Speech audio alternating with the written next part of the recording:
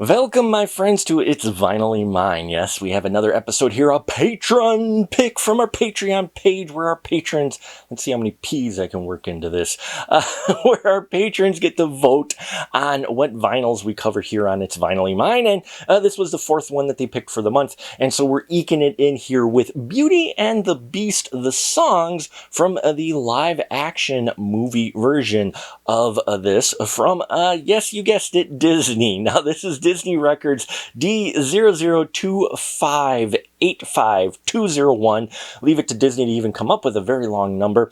And it was released on June 2nd of 2017. Walt Disney Records, of course, owns the phonographic copyright to this, and it was recorded at Abbey Road Studios, Air Lyndhurst Studios, and British Grove Studios. Howard Ashman did the lyrics to this.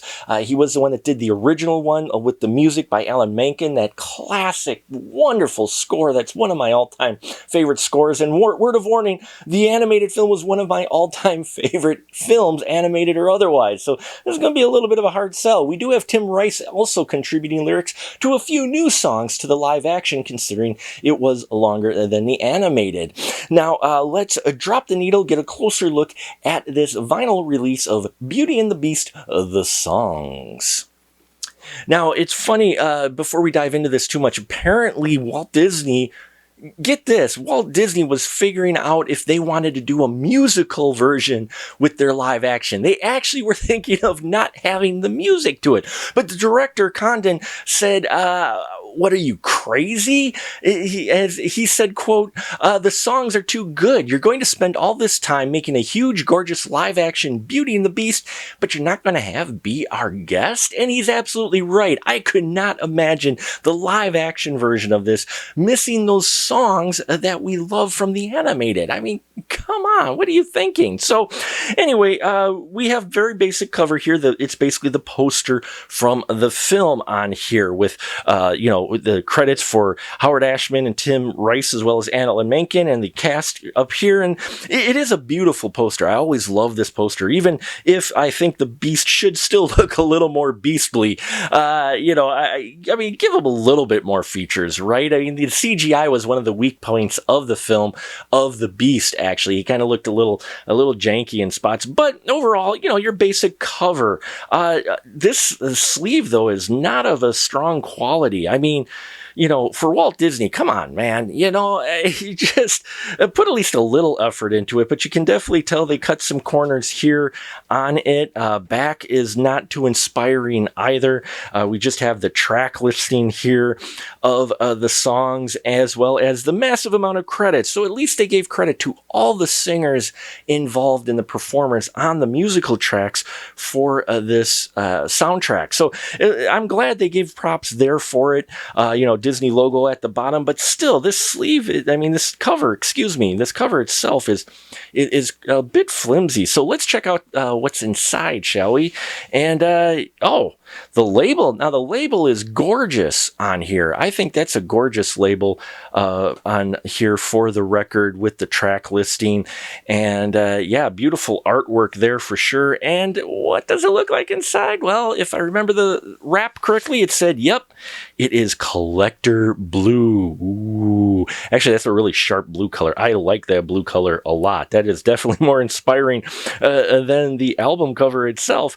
But it looks like it's a very sturdy, I think it's 180 grams or close to it. But yeah, that's a really gorgeous color for that vinyl. Now, I'm going to take a short break, going to listen to this vinyl, and when I come back, I'll give you which one of the tracks I think worked out really great. It's my favorite, as well as the quality of the pressing itself. So stay tuned for that as we take a short break. I'll be back. By order of the Supreme Hollywood, you are hereby ordered to cease revealing spoilers on your podcast, or face the wrath of the great cinematic lord. You must disband your crew and forever close the door to your establishment. Oh, yeah. No way, brother. Let me tell you, brother. All my movie maniacs out there know that besides watching movies, listening to soundtracks, and walking my parapet, I love talking movie spoilers, brother. And you're gonna have to beat every movie maniac out there to get me to stop. What? What do you mean, no? This is madness! Yeah! This isn't madness, brother. This is my squared circle. What you gonna do when the spoiler room crew runs wild on you? All right, ladies and gentlemen, the Spoiler Room Podcast episode 300 will be on the Special Mark Productions YouTube channel October 6th, 7:30 p.m. Central Standard Time. It's a 2-hour live event where the crew will be going against What the Fuck movies, What the Fuck movie product tie-ins, and whatever else comes to mind. There will be a live chat so you can interfere with the match whenever you want and ask questions or just say, what the fuck. You can also find a link to the event on specialmarkproductions.com. So mark your calendars and prepare to take a seat in the spoiler room, where the conversation is fresh, but we do spoil the movies. And we are back, my friends.